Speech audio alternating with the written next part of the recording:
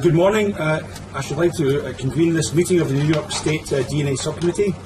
My name is Jack Ballantyne, the chair of the committee, and for the record, we have all members of the committee except Ken Kidd, who is excused for this time. He passes on his regrets. So we have Drs. Eastman, Buell, Batzer, Bieber, Hirsch with us today, including plus myself. So we have a quorum today.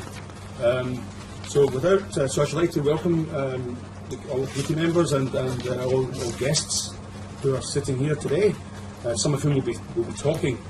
So the first item on the agenda is review and approval of this meeting agenda.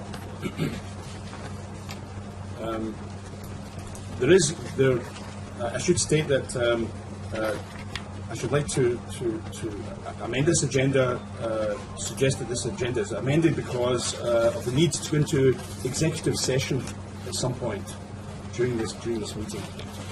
Gina, will I say which item will we go into? No. No. So at one point we will be going into executive session. I approve. Any discussion? All those in favour of the agenda as described with the... There's some mistakes in it. No, we're talking about the agenda. Oh, the agenda. Yes. Okay. We're talking about the minutes. Yes, not the minutes yet. Give me a minute. So all those in favour of the agenda as is, with the amendment that we're going to executive session, say aye. Aye. Okay, unanimously we'll proceed with this agenda. So the next item is the minutes of the last meeting, and the committee was provided with a copy of the draft minutes for our perusal, and I think we already have at least one comment. On page 3, the paragraph, I think white should be white. Yeah, that was my comment. Okay. I didn't say white. It's my accent. They thought I said white method. The white method. It's a wipe method. I'm So used to your WIP. accent, so I got it. So It's that's in one there change that should be made. 3 times, I believe. It was not the white method. It was a wipe method. Any other comments?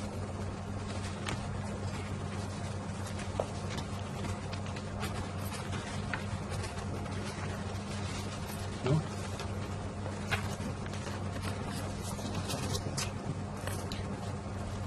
So I'm happy to entertain a motion. I move that minutes be approved as amended. Okay. Second. Any discussion? If not, all those in favour of the slightly amended minutes, say aye. Aye. Unanimous. Thank you. Okay. Moving along. The next item is accreditation laboratory updates, and we have a letter from New York City OCME, Department of Forensic Biology, clarifying a recent press report in which the lab was falsely accused of error. Do we have a representative from OCME that would like to brief us on this? Or thank you. Could you just state your name for the record, etc. Mr. Prince, Forensic Biology Director. So we wrote this letter after there were 2 days of what I consider very negative press about our laboratory in New York City. We maybe have been overestimating the impact of those press reports because the 3rd day nobody was talking about it anymore. But we did think that people in our oversight commissions, the Forensic Science Commission and the DNA Subcommittee, may have seen those reports and would have liked to know what was behind it and also ask that where. It was a rather unfortunate set of circumstances that all came together to lead to us releasing a DNA hit between 2 cases that ultimately turned out to be caused by contamination. We wrote the letter to explain this. The key sentence is on page 3, where it says we reviewed our processes and procedures and concluded there was no underlying nonconformity. So this is not a typical report to ASCLD lab where we're reporting on a non-conforming event. We did everything right, but we did conclude that we want to prevent this from happening ever again, and we filled out what we have in our laboratory, a preventive action form, which was also reviewed by Mike Johnston, the ASCLD lab assessor, who came for his annual survey on August 29th. And this process improvement suggestion that we have as preventive action is on page 2, where we are going to make sure that any DNA contamination events or the exogenous DNA policy, that we have more detail in writing, that a supervisor must be consulted, and that we also have a target date on the contamination control samples we're receiving from within the agency and from NYPD.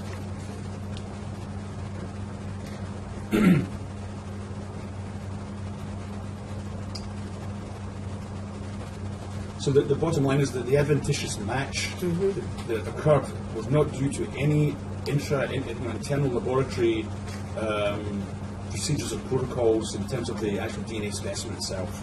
This was caused by this must have occurred by individuals outside of your lab. I mean, the contamination Yes. event is an accident. Yes. I mean, you can't call that non-conforming work necessarily. It's accidental Yeah. contamination. Our DNA match was a true match because it was really the same source on both items. The supervisor followed the procedure. He checked the profile in our contamination control database, but the contamination control sample that we had in-house was not in the database yet. So that was really a very unfortunate set of circumstances that all came together. So how long were these 79 DNA samples wait? How long do they wait before they do get processed and entered in the database? So we had received them in March.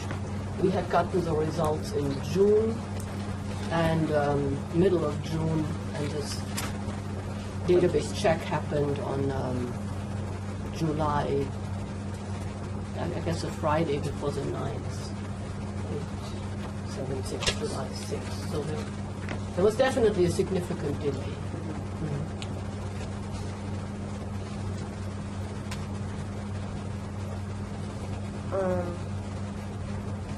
Yeah, you say down here, it's like the third paragraph down, the supervisor informed me he was under the impression that he had to report the match regardless. Was the supervisor doing anything wrong? I mean, what's the procedure? I mean, Right, so the person in question was at a criminalist level 4 level. So he had to, and the match had been detected by a person reporting to him. He absolutely had the authority to release his case. We do not have anything in writing that states if you suspect contamination, you must consult the QA manager or you must consult your own supervisor. We do not have that in writing. We will have that in writing very soon, yes. So he had the authority. He did not do anything wrong. I'm just curious, what's your exogenous DNA policy?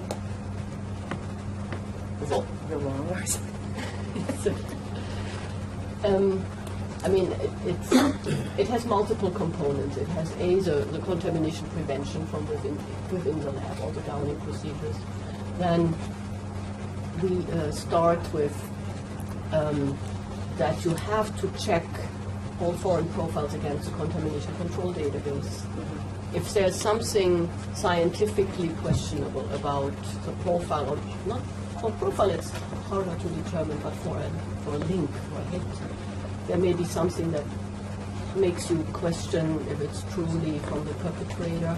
The procedure says to check the paperwork for any names that are in common. We also are checking our batch paperwork, the cases that are next to each other for this. And then it goes on to how to report it, because we do sometimes, if you do have contamination, and we haven't had a contamination event in a while, but sometimes there is some still valid data in the stain, and it's a mixture that you may need to report. So there is a flow on how to decide if it can be reported.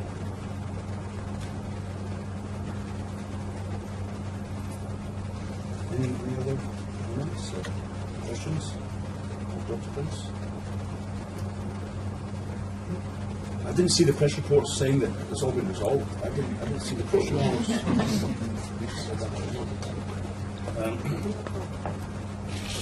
Okay, I think there's no need for any action on our part. We've just taken this on advisement and had a discussion on this. You may as well stay. Yeah, exactly. The next item on the agenda then is under new business, and it's a report on the NYCLAC reanalysis program. I think the committee expressed an interest in knowing more about the random reanalysis program that exists, or did it exist in the state, to what extent, etc. And I think what we have here is a NYCLAC has done a study on this. And so Dr. Prince is still on base here to give a briefing on the documents we already have.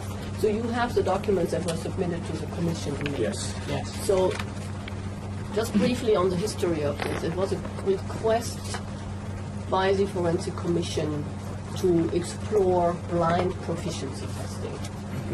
And NYCLAC was tasked with exploring it, implementing it, and I think it was always blind proficiency / reanalysis to explore those together.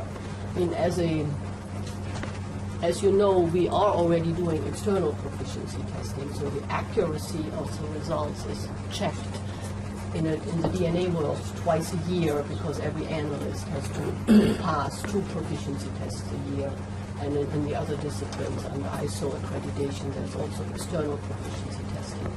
So the desire was that more could be done, because the analyst knows that they receive an external proficiency test, and the question is, are they more careful? Do they do things differently for the proficiency tests? We did explore the external proficiency test option, and we wrote up the 1.5-page document that is also in your package. And we really decided that this is not feasible. And our main reason, because even if you overcome the hurdle of really camouflaging it as a real case, which means to get real complaint numbers, real vouchers, and an agreement with your submitting agency to submit it as a real case, I feel the biggest problem is still who guarantees the results. Because somebody needs to make the samples, and then there needs to be a reference laboratory that has the true results on this case. The external proficiency tests, there is hundreds of laboratories taking the same test. There is no doubt about the results. If you start producing your own proficiency test, who is guaranteeing the results? Is there a review committee if there's a discrepancy? So we absolutely rejected this as an option. But we did embrace the reanalysis program because it has the same effect. If an analyst is working a case, they do not know if their case will be picked for the reanalysis afterwards. So obviously, the goal is to be diligent and correct for every single case, but knowing this will raise the bar a little bit. And for biology, so we have, we issued discipline-specific recommendations for laboratory reanalysis program. That was in early 2009, and the commitment was that every laboratory in the state would implement the reanalysis in 2009. And for biology DNA, the recommendations were that the reanalysis should be limited to the screening of body fluids, clothing, objects, sexual assault kits. Our thinking was that this part, and I think we discussed this in this as part of our car, the technical reviewer cannot tell from the laboratory notes if the analyst missed a stain. So if the analyst found a stain, in our world, the stain moves on to DNA typing and is confirmed via DNA analysis. But the negative cases, normally the technical reviewer does not go back and open the package again and recheck the evidence. They rely on the notes. If the analyst missed it, you will not find out. So the recommendation was to target negative cases. And then for DNA, recommendation was to target only exemplars to avoid any issues with a mixed stain giving different results if you cut it the second time around, or consuming probative evidence.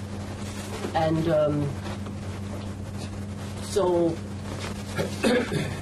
we have now statistics for almost 2 years, 2010 and 2011, and obviously every lab did it a little differently. The optimal would be if every analyst gets targeted, so every analyst is under that same level of scrutiny. But for example, in our laboratory, we're too large. And analysts rotate in that task, so we couldn't do it by person. We started with sexual assault kits, and we're going to expand this now to felony assaults and property crimes. Other laboratories were able to target each analyst. I mean, you can see from the numbers how many cases were selected for reanalysis. Reflects the different sizes, the different caseload of the laboratories. We all, at our last meeting, agreed that we find the program helpful.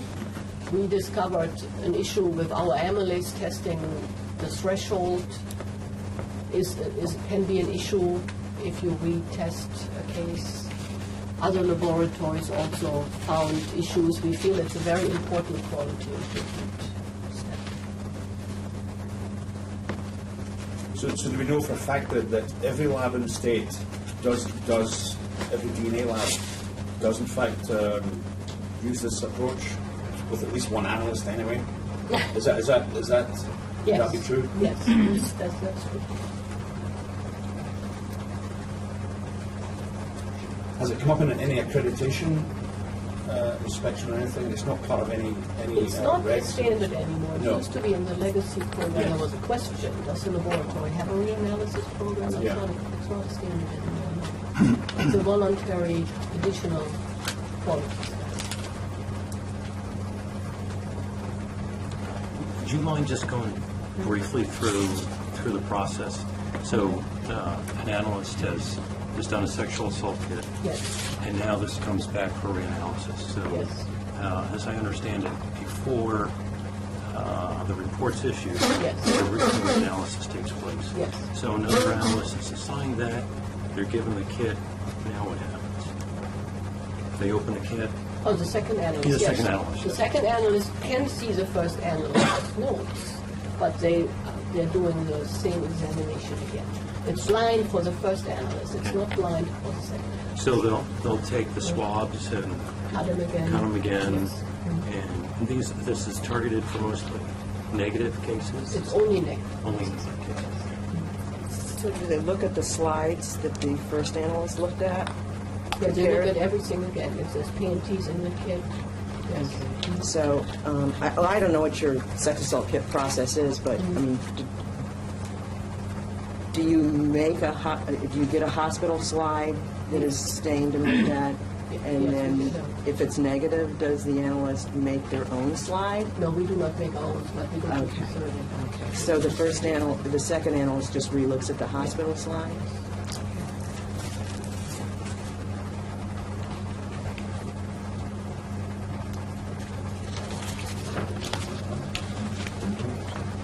I have a little comment. I mean, I'm a firm believer in that there's got to be a way to do blind proficiency. Oh, yeah?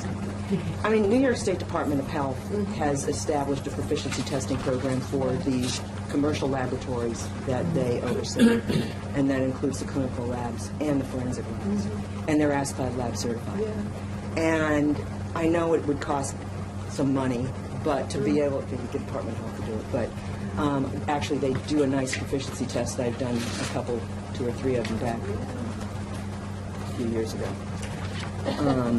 But, you know, it just seems like there could be some kind of centralized place that can make these blind proficiency tests, prepare the paperwork so that it can be put into the labs. The paperwork is different for every Granted, it is. It's different for every lab. And then you have, it can't be totally blind because you don't want those profiles to be in codes. Somebody has to catch it before you upload them. Well, I mean, even if you don't, if you can't make it blind to every individual in the lab that is being tested, that somebody in there knows. But it just seems like it would be possible to do. Yeah, I'm sure it would cost money. But Department of Health has done it, and although it does not, it's not a blind test. I mean, it's a standard external proficiency test that they provide. And the additional thing is that they want to see the final report that is written by the laboratory. And how do they resolve discrepancies? I'm not really sure how they resolve discrepancies, but they must have a procedure because SBI Lab came in and audited them and granted them certification. I could look into that and find out. Someday. Sure. In Vermont, we did it, but we were a really small organization. Yes. And we knew the officers, and it wasn't totally blind because I knew about it. I made them up and got them through the lab, but I didn't know the case number or anything like that, so I didn't know how they were going through the laboratory. So, and after a while, my data bank of people ran out. You know, because we were worried about CODIS also, but we supplied a known sample, so it did match. Didn't have to go into CODIS. Okay. It came back. So, but it does take a lot of effort. You know. I was curious on. We have on summary 2010 some DNA labs, but there was a couple that had not done or not applicable for biology. New York State Police, not applicable biology, but DNA, what does that mean? Yeah, I don't know. I know Nassau County, I don't know if Karen Doodle can speak to this. That was, I think that's how it just was But we tracked. do reanalysis. We do twice a year, 2 cases twice a year, and separate animal statistics from the first animal statistics. Yeah. So we do reanalysis. I don't know what he said. Well, there's a couple columns here. One is biology, and one is DNA. And it's done for DNA, but not done for biology. That's pretty straightforward. It just wasn't done. But for New York State Police, this is not applicable for biology. And I don't understand that because biology must be a component of that process. Right. Yes, but our focus was on DNA. This is Dr. Barry Guzman from New York State. The previous speaker was Karen Gouling from Nassau County, for the record. Also, the way we approached this is we wanted to complete all of our DNA analysis in the first cycle, and now we're starting to. So it may not mean non-applicable, it's just we have to start. Not done. And maybe ND was more appropriate. I think it's been Yeah. something to that. Yeah. okay, so I'll let Cassie Collado know to update the chart. And then we are going to issue the same report for 2012. There's another column there that Yeah, I says see bio/DNA. We have I 29 think people it's, that have already had the full entire the initial forensic serology and DNA done. So we have that. Now we're going back to the serologist basically. So you'll see there's 29 people that have had everything done. So, I didn't realize what it said. yeah. This is handled by a different office. We try to keep it separate. Okay, any other comments from the meeting? Okay, thank you very much, Dr. Prince.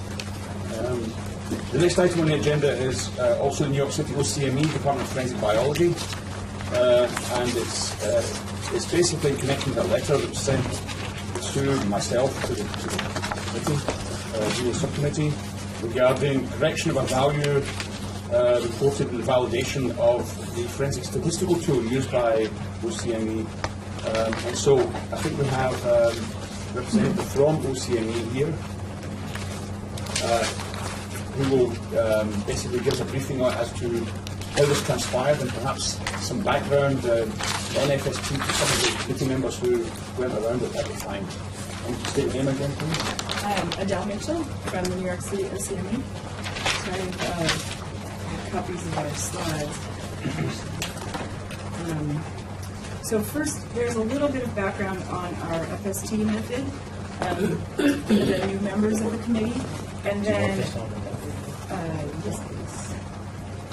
And I closed the computer so there's a little bit of background on our FST method, and that will lead into this value that was reported incorrectly in the executive summary. So just to lead off, the value that was incorrectly reported was a number of, a percent of false positive results that we would expect with our method, and the number that we reported is higher than the true number. So there's nothing shocking coming up. It's just that we have somebody reported a number that's a bit higher than the, and I'll show you how that happened. But first I'll describe a little bit about our method and the validation for the new members of the committee. So,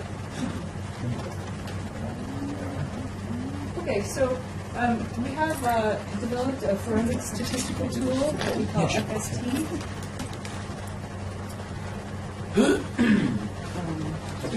Okay, yeah, next slide.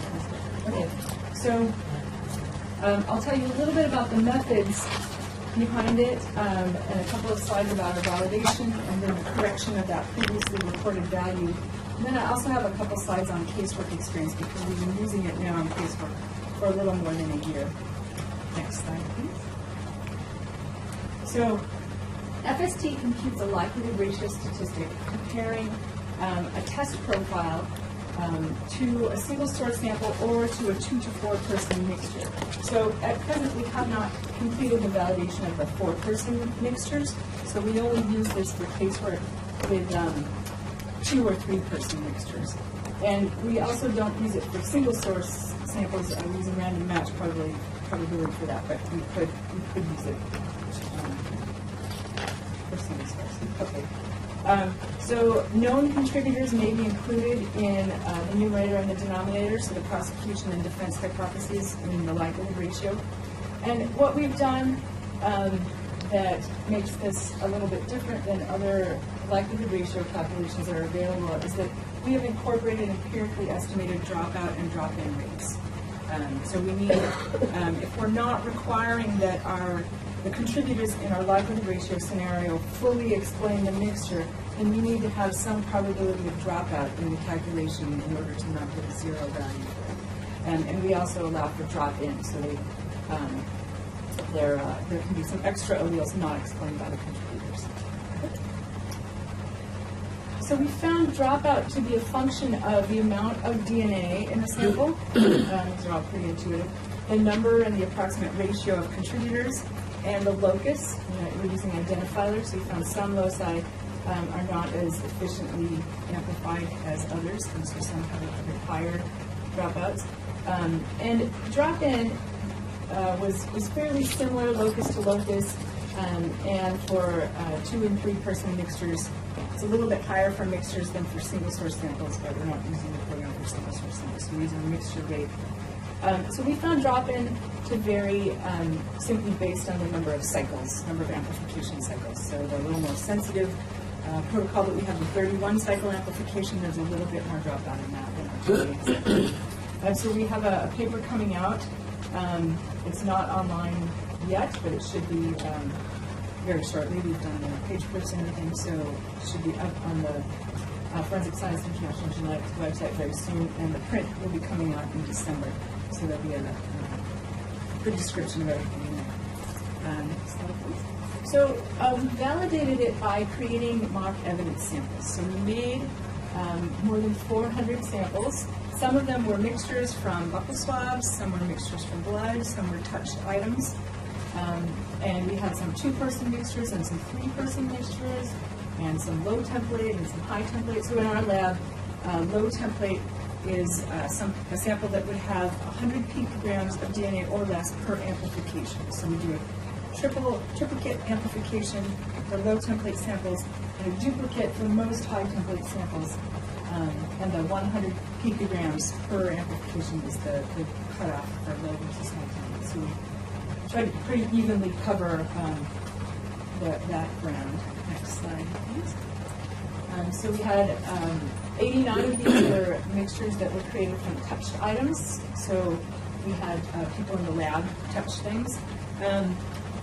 We mentioned that most of these appear degraded. So that's just meaning that the larger loci, the peaks at the larger loci tend to be lower in a degraded sample than they would be in a non-degraded sample. So you see this trend. And we also had some purposeful mixtures that we made that we degraded with UV. So we caused some degradation and then we observed some that we didn't do on purpose, but it seemed to be there in the texture. And the program performs well with these samples as well. All right, so we tested in 2 different ways all these mixtures. First, we tested using the people that we knew had contributed to the mixtures as the suspect in the likelihood ratio. And then we tested with a database of non-contributors, population samples that we had, to see what happens when you have the wrong person in there as the suspect. So first I'll show you what we got when we had the right person in there, and then what happened when we had the wrong person. So prior to implementing this, for mixtures that the contributors couldn't be separated, or you could deduce a major contributor, but then you got a comparison sample and it was not consistent with that person, so we couldn't use a random match probability for that. We used to make a categorization, sort of a description of the results, and now that we have a likelihood ratio, we don't need to do this, but we used to say the comparison person was included as a possible contributor to the mixture if we saw all of their alleles in the mixture. Or if there were 1 or 2 missing, particularly at the less robust loci, we would say we cannot exclude them. If there were several missing, we might say no conclusions, and if there were quite a few missing, we would say excluded. So I'm being kind of vague about this because there are some more detailed guidelines, but probably not important for this context. So this is what happened, what kind of LR we got. So it's the log likelihood ratio on the left for each of these categories. And these were for mixtures where we had a major contributor, so we were really looking at the minor, or mixtures that did not have a major contributor, so we were they were about equal. And so what this shows is the categories go from included, can't be excluded, no conclusions, to excluded. And then these boxes are, the heavy bar is the median, and then these are the 25th and 75th percentiles. And then these show the extremes. And if there's a sample that's more than 1.5 times this distance away from here or here, then it gets represented by a dot. So these would be outliers by that definition. So this shows the distribution of likelihood ratios that we got for the samples, for the comparisons that were in each of these categories. So it's pretty intuitive. As we go this way with categories, so more and more alleles are missing, the likelihood ratio goes down. There's quite a bit of overlap. So whereas our no conclusions category and our cannot be excluded category, there is a difference. There's quite a bit of overlap. And so this is because there are a lot of characteristics that affect the likelihood ratio, allele frequencies and the number of times that an allele is repeating, that don't go into these categorizations. But so this is showing that the LR is consistent with these categories, but it's giving finer resolution. Okay, so these are with real contributors. These were all real contributors, although sometimes many alleles didn't show up, so they would be someone that we would exclude by this system. Sorry. Okay. Next slide, please. Then we tested with non-contributors. We had a database of over 1,200 non-contributors, treated each one as the suspect one at a time. this gives us an estimate of what we might call the false positive rate of the FST. Next slide, please. So here we made a distribution of likelihood ratios that we got. These are 2-person samples. This along the bottom is a log likelihood ratio. So I'll point out here, this is a log likelihood ratio of 0 or likelihood ratio of 1. So if you are to the right of this, then there is, I guess, support for that person being a contributor rather than an unknown, unrelated person being a contributor. So that very rarely happens. And we have actual numbers on that coming up in the next. This is a 3-person mixtures. We've got a similar distribution. And then, next slide. Oh, these are the, we use a qualitative description of the results. So we would say if an LR is, say, 10 to 100, then there's moderate support for whichever scenario gave the higher number, either with or without the suspect. So this is what we found. So a likelihood ratio greater than 1 happened 163 times in the over 500,000 tests that we did. So that was a 0.03% false positive rate in this sense. Look at it that way.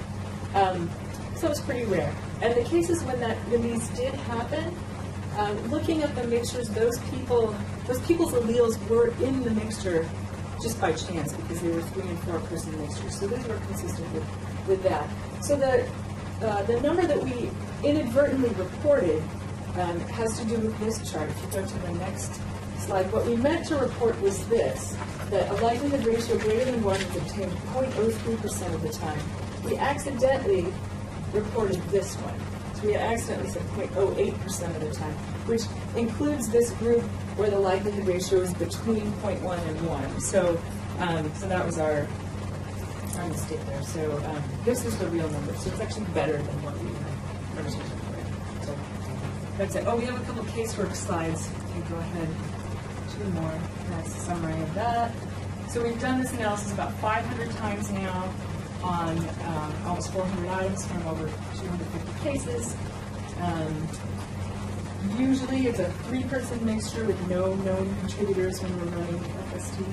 If you go to the next slide, I'll give a quick breakdown. So we run this on samples not where we've manually excluded the contributor. So these are the ones that were formerly included as a possible contributor, cannot be excluded, or no conclusions.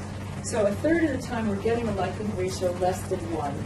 About 2/3 of the time we're getting a likelihood ratio greater than 1 in these comparisons. And if it's greater than 1, it's pretty much evenly breaking down between these ranges, and then often we get something that's larger than 1. So we're quite happy with the way that it's performing. Any questions? Yes. Do you think you'll have to deal with situations where kin are part of mixtures? Yeah, we do. We do. It's a great question. So we really make every effort to get a sample from someone who, from a relative who may be part of a mixture. Sometimes we can, sometimes we can't. We're actually exploring this now.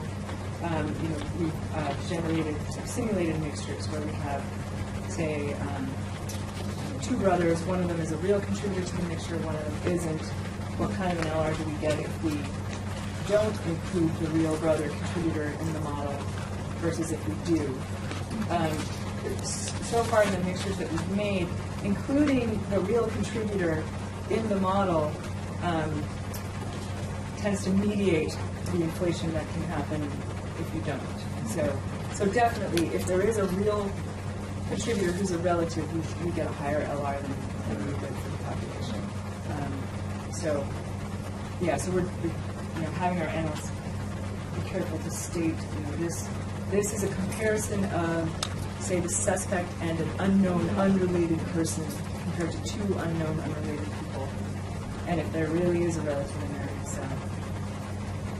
And could you go back a few slides, please? I have a sort of rhetorical question about what the finder of fact does or would do with the nuanced difference between is included as a possible contributor and cannot be excluded as a contributor. Right. I worry, in a general way, whether these kinds of statements are potentially overly prejudicial. Well, we don't use those anymore. Okay. Those were what we were using before we had FST. Okay. So anytime that we look at a mixture and their comparison sample and we can't exclude them, or can't rule them out, those would be the former no conclusions or cannot be excluded or included as a possible contributor, that's when we run the mix. If we're excluding them, then we don't. Yeah, that was one of the big reasons for Adele, in your formulations you use probability drop in, drop out. Is that a static number, or is that a number? Are these numbers changing at all? So it's a function of the DNA quantity and the number of mixtures and the number of contributors to the mixture. So the values are not changing in the program, but depending on your sample.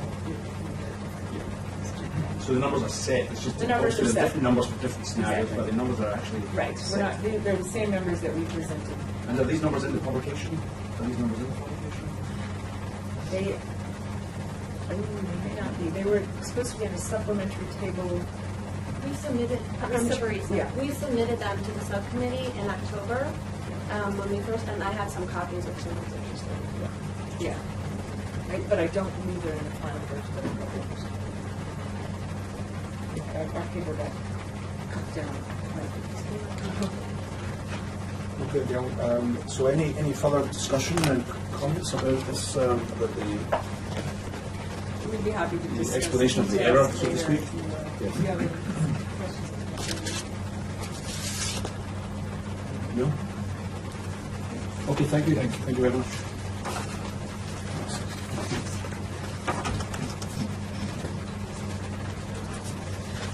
So the next item under new business is the partial match update, and we have representatives from the New York Police Department here to give us a briefing on this.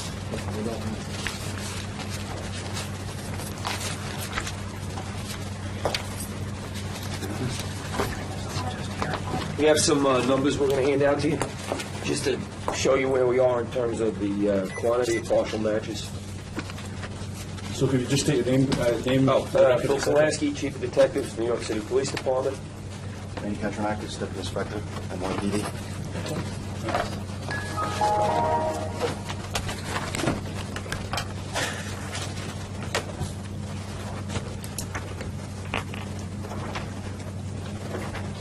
So the purpose of this is just to try to get a sense of, the numbers, because I would imagine that NYPD is getting the largest number of partial matches since we submit so much. I doubt it. I didn't see you earlier. So we've had 148 partial match incident inquiries, where we get a notification from OCME that there's a potential. Then what we'll do is, myself, Inspector Katranakis, designated people in the Special Victims Division. So this is the division that works for me that does sex offenses, sex crimes. And then I have, for other cases, non-sex crimes, I have a designated group that will do partial match investigation. So it's not just parceled out to the whole detective division, detective bureau. I have very designated people that D.I. Katranakis is trained in the methodology that we use in order to ensure people's privacy concerns are addressed. That second group is called the Cold Case Squad, and Deputy Inspector Paul D'Entremont oversees that process. So when we get the inquiry, 93 out of 148, when we look at the actual case, we go with a non-commitment. And we do this jointly with the district attorneys. So we'll take a look at the facts of the case. They'll take a look at a synopsis. We're looking at a synopsis of the facts of the case. And 93 times out of 148, we decide not to proceed forward. It could be for a number of reasons, but generally speaking, the reason is that the evidence is not probative. So that's the usual reason why we don't move forward. Maybe have some other illustrations of other incidents where it's non-commitment. Essentially, when the evidence isn't probative, as the chief has pointed out, other instances when there's a conviction and the individual is serving a sentence, and those aren't automatically non-commitments. Right, that's a very important point. So we're as concerned, in other words, just because you've been convicted doesn't mean you did it. So we're equally concerned that, and when we speak to the district attorneys, okay, how strong was that case? So we're very careful to use this and consider this as an exoneration tool as well as an investigative tool to see who did it. Now, one of the interesting things when we do this is we don't kind of fall for the old statute of limitations exclusion. So I know there's been some issues regarding using statute of limitations to return cases and items like that. Here with New York City OCME, that's not our policy. As the lawyers in the room realize, the statute of limitations is not a clear-cut thing. There are tolling provisions, there are exceptions, there's all sorts of things. And none of my detectives, none of my staff are capable of saying, oh, that's excluded as a result of statute of limitations. Well, maybe not. It depends on whether the tolling provision kicked in. Depends on whether it's a juvenile victim. Depends on a number of different things. So we also don't use that as a excluder. So it's very, very carefully done. So that's 93 incidents, non-commitments. One incident was closed because we ended up with an NDIS hit during the assessment. And then on 51 incidents, both the district attorney's office that was involved and the NYPD decided to commit and go forward. So now looking at that population of 51 incidents, 15 of those 51 didn't satisfy the statistical threshold that's utilized by the state, and so the names weren't provided. 11 incidents we sent to OCME for a subsequent forwarding to DCJS, and the statistical analysis is being done, so we haven't gotten back any names on that. So we don't know. We may or may not get back names on those 11 cases. And you can see the dates. And then 25 incidents with 27 names provided. Obviously, we got back the info. So 5 incidents with 5 names were closed, and 20 incidents with 22 names currently open. And we just received 3 incidents a short time ago, which are pending initial review. So we have not collected all the case information. So that kind of runs you through the 148. Now, the last time we were here, we presented on 2 closed cases and a number of open investigations. So we're not obviously going to go over those 2 closed cases. What we'd like to do is go through the 3 newly closed cases. We're going to try to go through these in an efficient way so we don't keep you here until tomorrow. So the first closed case was a homicide in the 106th precinct that occurred on January 2nd of 2005. The DNA evidence were 2 cigarette butts, and it was a male DNA profile that was connected with that. The cigarette butt was found in a common driveway. The victim was engaged in a verbal dispute with an unidentified male. The victim's wife, who is in the house, hears the victim say, "No Hafiz" or "Rafiz." She's not sure. Then she hears a gunshot. She didn't see who fired the shot, obviously. The victim was found at the rear of the residence. So once again, we consider this evidence to be moderately probative. No shell casings were found at the scene. We developed a family tree with 4 family members. 2 were excluded due to gender. 1 was excluded because he was out of the country at the time the crime was committed. And 1 DNA exemplar was excluded via a DNA comparison. So what we get is 2 consent DNA exemplars collected from neighbors who share the driveway in an effort to use those as eliminations. No success on that. All family members are excluded, so we suspect there is no biological relationship with the convicted offender. And we're going to talk about that a little later on. So we close the investigation in terms of the partial match, but it's still open as a homicide investigation. So we're still investigating it. The next closed case is a robbery in the 105th precinct, which is in Queens. This occurs on January 1st, 2010. The DNA evidence, scrapings from a glove. We get a male DNA profile. as a male convicted offender. The gloves are found in a jacket in a backyard along the direction of flight that the perpetrator took. This is based on eyewitnesses. We have a witness who sees the perpetrator remove the black jacket. The victim's cell phone is found inside of the discarded jacket, which the victim subsequently identifies as their phone. So we think that the gloves are extremely probative. We do a family tree, including 5 members.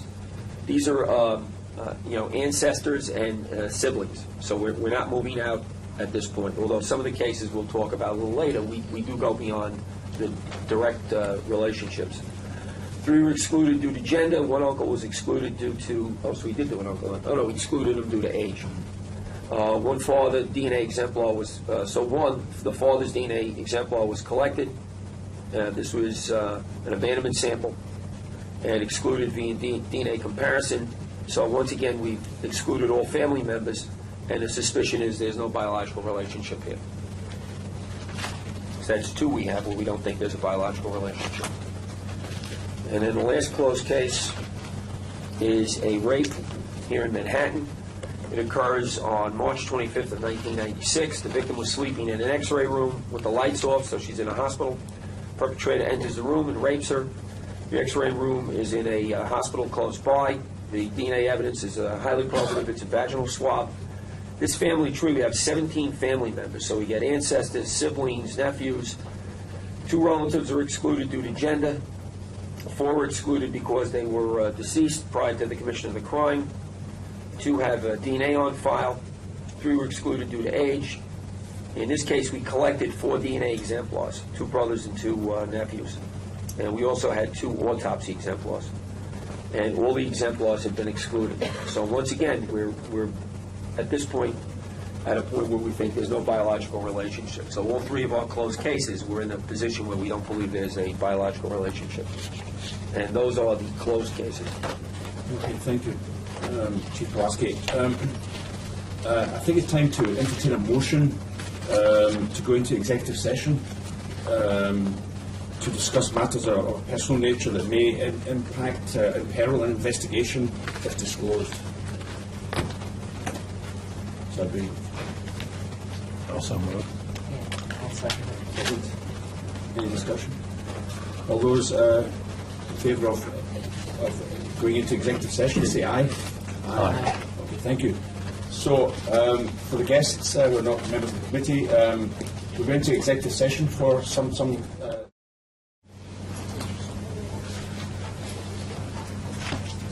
Okay, thank you. We're now back into the open session again, and for the record, no action was taken by the committee while in executive session. Okay. But what transpired out of the executive session was we got into a discussion about the potential usefulness of YSTRs in terms of aiding the investigations with this partial match, and certain opinions were expressed, and I think I can speak for the committee, but the committee can speak for themselves, that the committee feels that YSTRs should be a part of the toolbox available to law enforcement in the state of New York to facilitate the investigations of these partial match cases. You think that would be an accurate categorization of what we feel as a group? But of course, we're willing to discuss this now in an open session with any interested parties that want to make comments. But that was the feeling of the committee, that YSTRs should be an available tool. We believe, in fact, that that's what we intended when we initially approved the use of partial match statistics and applicability to these partial match cases. So, does anyone on the committee, first of all, want to make any further comments about this, and then I'll open it up to the other guests and attendees? No? Summarize it, Ron. Okay. So, does anyone from the... Yes? Could you state your name for the record, please? Sure. Steve Hogan from New York State Police. I don't think there's much argument in the scientific community, or for that matter in the legal community, that when you have a tool that's validated, that can allow you to reduce the number of knocks on doors, for lack of a better term, that can allow you to use police resources efficiently, there's no reason in the world why you shouldn't be using it. I've looked at this from the lawyer's point of view, and the regs are a little bit ambiguous. My recollection of previous conversations was that everybody was all in for the sort of same reasons that were probably just talked about. We want to move forward. We feel like with this technology having been validated and ready to go, there's no reason to wait for additional process to further confirm this. But we also are cognizant of our obligation to be transparent and to make sure that all stakeholders have some form of buy-in. But my opinion as the state police legal representative is that it's legally permissible at this point. But my opinion doesn't have any weight with respect to this body or other bodies that have interest in the issue. Thank you, Steve. And on the record, NYPD supports the position of the New York State Police.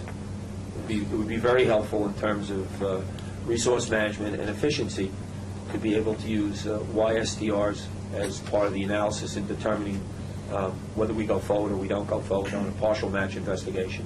Yeah.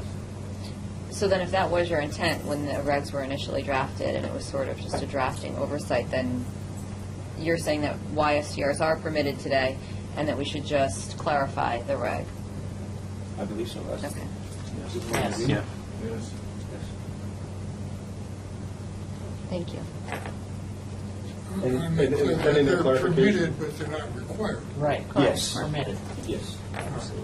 No requirement. That's an important distinction. Very important. Yeah. So we're going to, Yes. but so we're going to move forward pending the reg clarification. Yes. Any other comments from anyone else in the room? Okay. I think that's on the record then. Everything's on the record now. Yep. Where we stand on that. Okay. The next item on the agenda is a series of laboratory disclosures. The first one is. Thank you. Thank you. Before Yes. they leave, we had a comment during the executive session about the working relationship between New York Police Department and the laboratory, and how the board felt that was a very good working relationship, and we commended and applauded their efforts in looking at these partial matches and going back throughout the gamut of cases that they did. Showed great commitment and dedication to the process, and I personally applauded their efforts. Thank you. And I think everyone else on the committee also applauded this. So for the record. Thank you. Thank you for that. Right. The next item on the agenda, as I said, was laboratory disclosures, and the first of these is the New York City OCME, Department of Forensic Biology, an update on the reporting of false negative cases. Again, state your name again, please. Eugene Lien, DNA Tech Lead and Quality Assurance Manager. Mr. Prince, Director of Forensic Biology. So today we're here to give the subcommittee an update concerning our corrective action that's been ongoing since July 2011. We previously reported this exact update to the Commission in June. Unfortunately, some events have transcribed, have come up between the last DNA subcommittee and the Commission, so therefore the Commission heard about this already, but we want to update you also exactly what's going on. So just as a refresher, we've been working on correcting deficient work from a former technician since 2011, as I mentioned before. This work is known as CAR 2011 within our laboratory.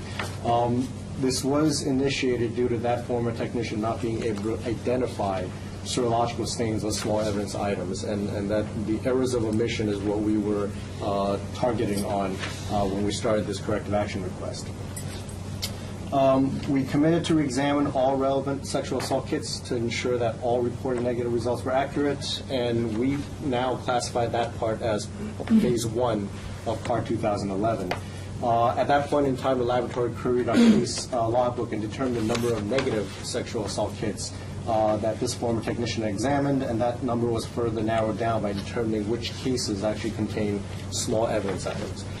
Any swabs or anything that were positive or negative would be confirmed there and then, because we would send negative swabs to P30 analysis, and P30 would determine whether or not there would be semen present. But it would be those small evidence items that when she could not identify that there was a serological stain, that was the point that we had to re-examine and we had to confirm.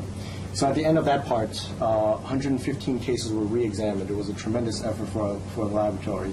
26 cases out of the 115 that were initially reported were actually positive. So initially 115 were negative and now 26 were positive.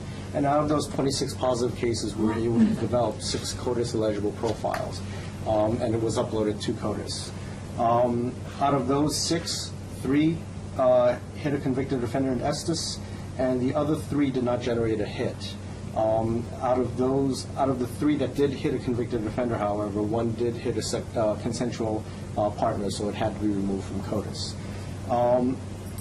Further along in part 1, when we were doing the re-examination, we discovered a secondary issue that came to be, where it was discovered that 11 cases had discrepancy with the contents of the kit, meaning if an item was missing from the kit or another case's item was found into the kit. So that came the origination of part 2, or phase 2, where we committed ourselves to re-inventorying all the cases that was on that original list to ensure that the contents of each of the sexual assault kits were correct. This is something that we are dedicated to correcting. In the attempt to correct those out-of-place items, it was then discovered that some cases that were actually not on the original list. So, for example, an item belonging to case B was found in case A, but case B was not on that original list. So we thought about it and we said, what's going on here? Then what we did after that was the supervisor in charge decided to re-query the entire logbook. And we found out there was an additional 430 cases that were not on that initial list. Now, the root cause of this discrepancy, unfortunately, was initially when we queried everything, we concentrated on the negative kits. But what we neglected to do from part 2 and on was we forgot the positive kits that she had touched. So it turns out that there were an additional 430 cases that we do have to re-inventory and have to sift through. And this part is known as Part 3, and it started as of June of 2012. So in terms of Part 3, there are several stages of what we need to do. We need to pull all the case files from storage, which we've done already. We also need to go through the cases to see whether or not there are targets that require re-examination, and we've done this already as well. And we identified 27 cases that we do need to re-examine just to confirm the results so that we can be comfortable with the results that we've released. The third part is determine whether or not the case needs to be re-inventoried. This is a bulk of our effort, and causes of elimination would be if our records were inaccurate, for example, and the former technician didn't even touch that case. If she didn't touch it, then we'll eliminate that, and we don't need to re-inventory it. But that was done, and we have identified approximately 400 cases that will require re-inventorying, and that process, as I mentioned, started in June of 2012. Requesting the evidence, the fourth part will be requesting the evidence from NYPD storage, and that should be completed this week. We will start the re-inventory, re-examine of the cases tomorrow on a Saturday. We call it a jamboree, but we have 25 volunteers that are in tomorrow, the 15th of Saturday, and the 29th, so it's 2 weekends dedicated to this for overtime work, because we do have normal cases to take care of, and we unfortunately don't have enough resources to be able to do this concurrently with the cases, so we've dedicated a specific weekend, or 2 specific weekends to this, and we have a re-examination jamboree, again, so to say, next Saturday, so we're taking care of this during the weekends. So we remain committed to ensure that all the results reported are correct, and of course, the contents of each of the sexual assault kits are correct. This will take some time, and we are on target of the 4 to 5 months that I've mentioned when I reported this in June to the Commission. And I do want to take this chance to thank Chief Pulaski and NYPD. They've pulled 860 cases for us in a really timely manner. We do appreciate your help on this. So thank you to everybody that's been helping out. Thank you. Yeah. Gene, could you tell us what kind of items were found in the wrong kits? And could that have happened at the emergency room, the hospital, where the kits are first assembled? Or do you think the mix-ups occurred in your building? I believe the mix-ups occurred in our building. The items that were found in the sexual assault kits were swabs that were labeled and that were examined from another kit. So our guess is that the examiner, the technician, had both kits open at the same time, and when she was reassembling the case files, quite possibly she had misplaced the evidence items from one kit to the other. So I don't believe it happened outside of the building. I believe it happened in our building. Your SOPs, Gene, require only one kit open That is correct, on the yes. bench at one time? Yes. Yes.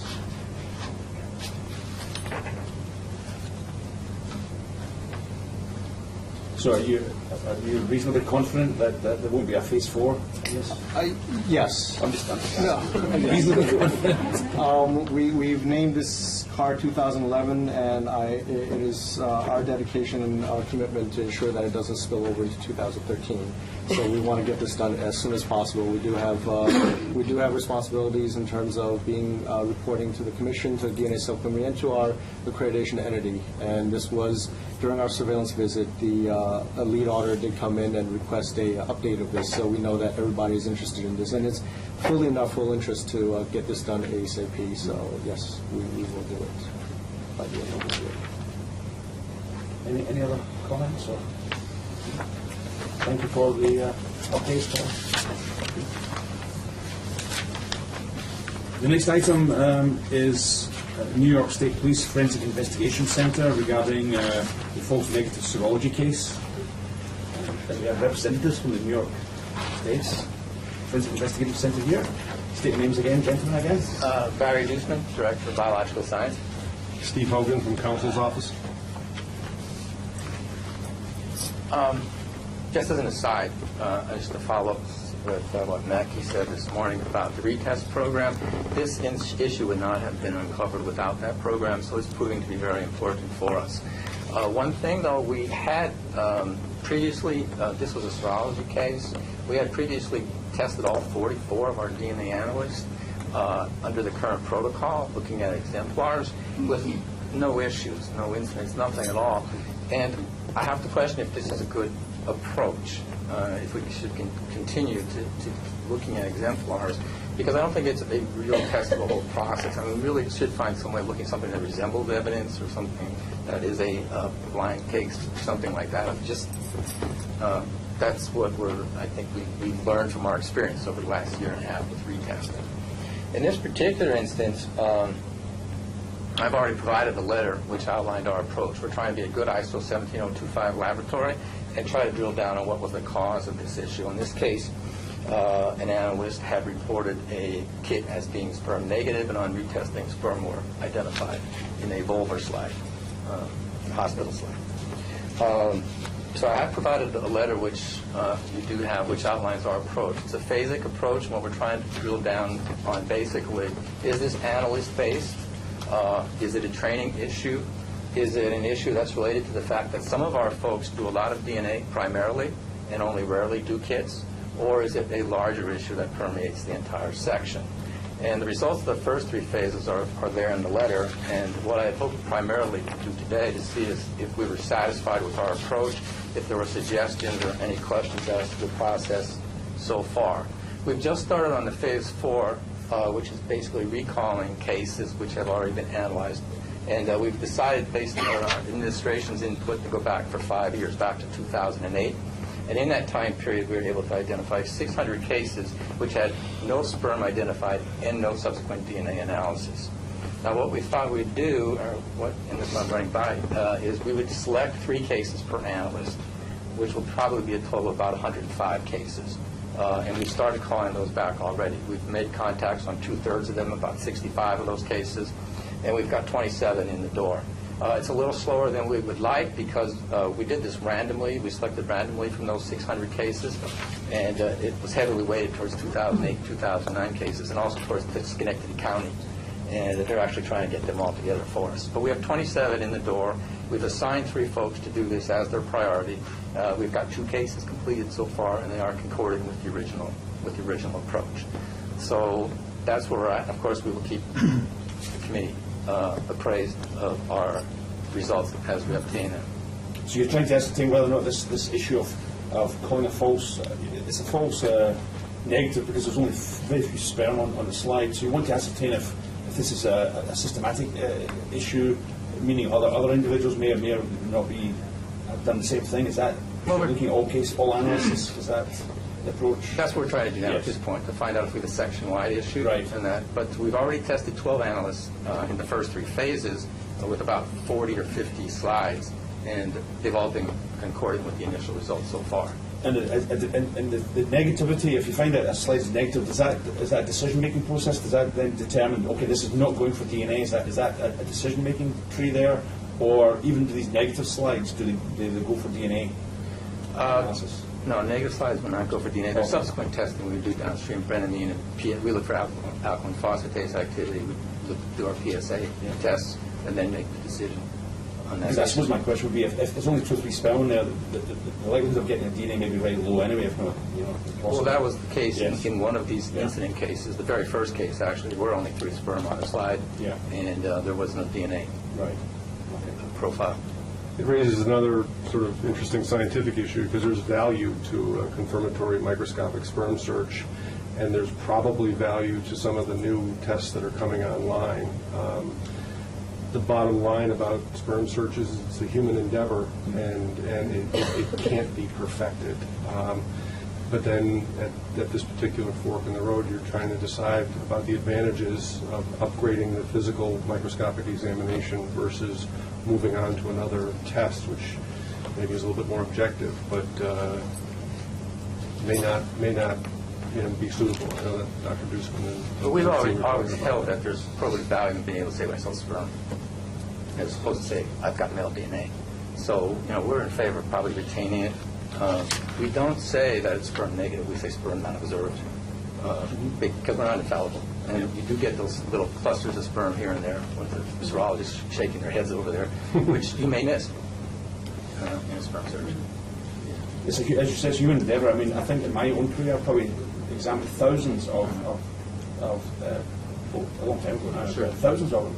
And if someone was to go back to every one I've ever reported as being negative with a fine-tooth comb, I'd be surprised if they didn't find.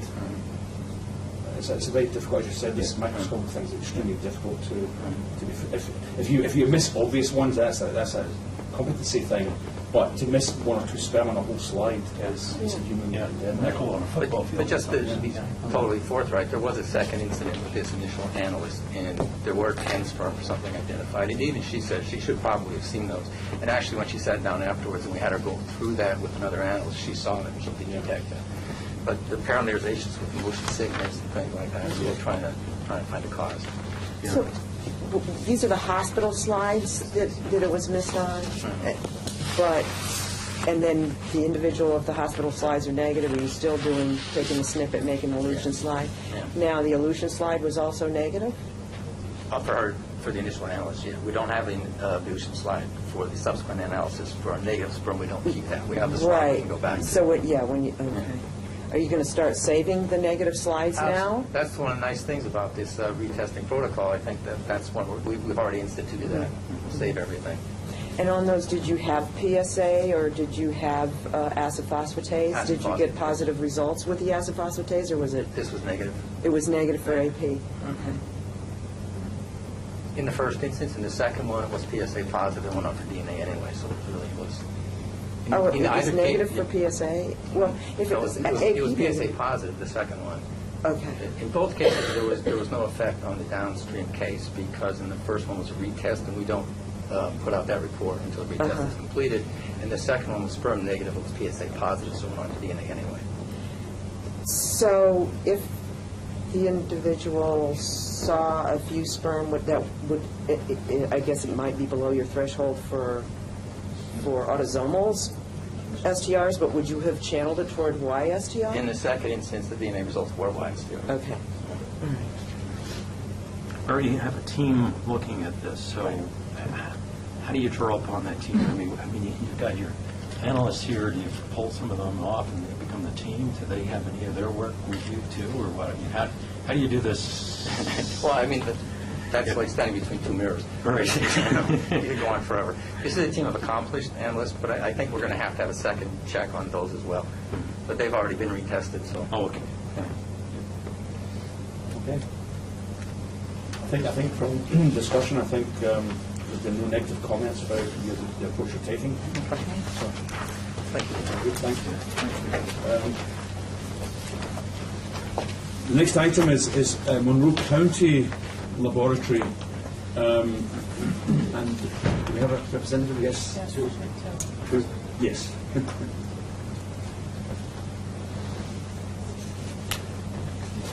State your names again, please. Okay. Good morning, John Clark from the Monroe County Crime Laboratory. I am the acting administrator. And I'm Ellen Cahoon, Monroe County Crime Laboratory DNA technical leader. So, yeah, so we have this letter from you. So do you want to give us a briefing on it? What happened over a 6-month period, I had an analyst that had 5 occurrences of a misstep or a mistake during various stages of the DNA process. Finally, in October of 2011, she in essence had a sample switch during the preparation of her 3130 plate. She basically shifted all the samples that were in one row over to another. That was caught during data analysis and rectified. Nothing was reported. But at that point, I felt that there was something going on and that I needed to remove her from DNA casework, still allowing her to perform screening casework as well as some clerical duties. But I felt it was best to remove her from the DNA setting until we could ascertain what was happening with this analyst.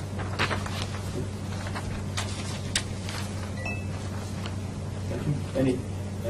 So we've got the letter, we've read the letter. So any other comments about the course of action taken or the issue? I just have a question.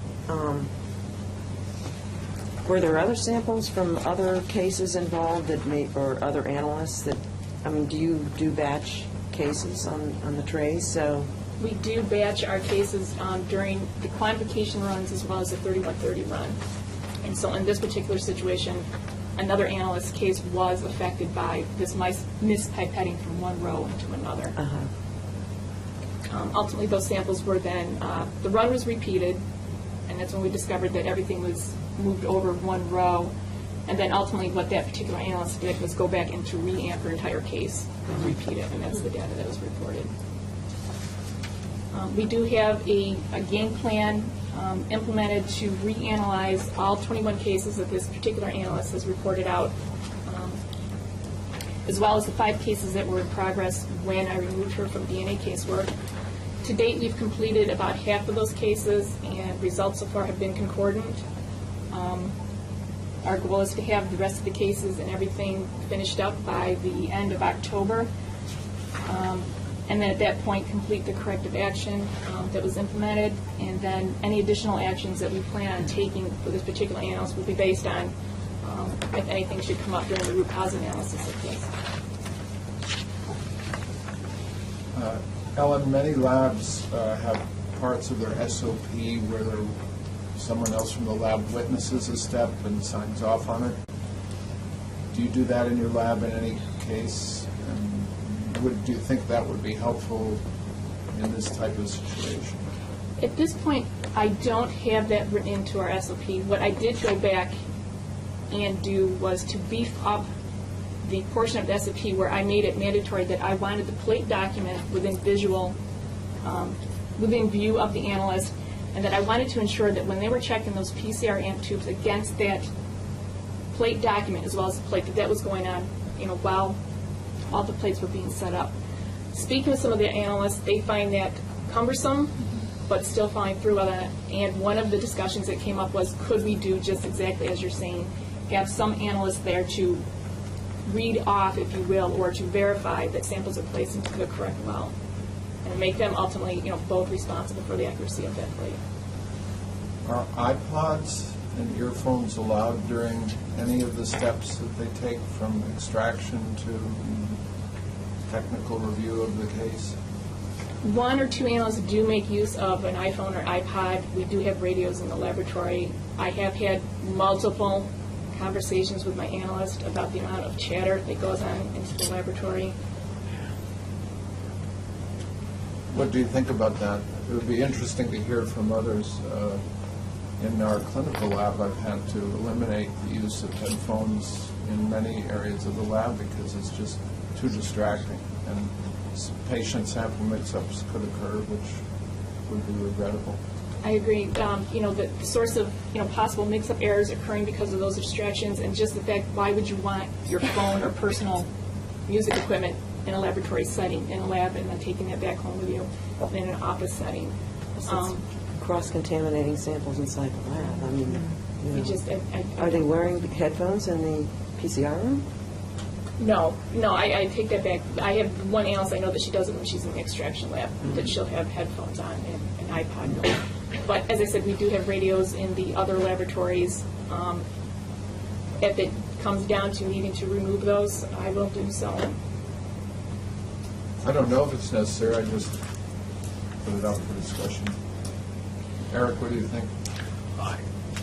I know there's at times when I would go through the laboratory and there'd be a person or two who was very talkative, and I was just wondering how other people would, be able to, how she was able to keep concentrated on that. And, I mentioned things to her, but she was a gabber, so I don't know how you control it, but it is of concern,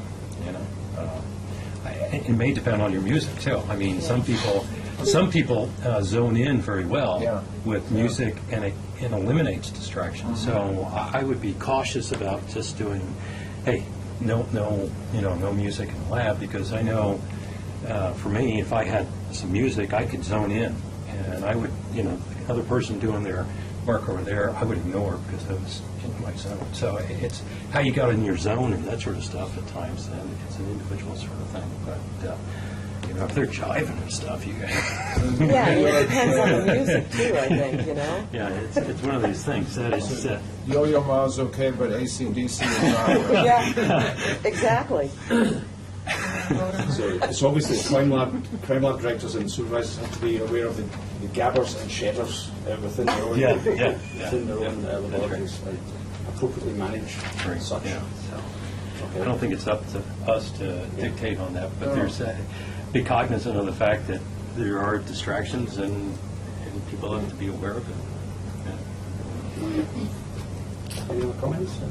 I was just curious on the timeline on this, not as a criticism or anything, but this occurred in May of 2011, and a letter was written in August of 2012. I mean, is there a lot happening in between to figure out what was going on before this was presented?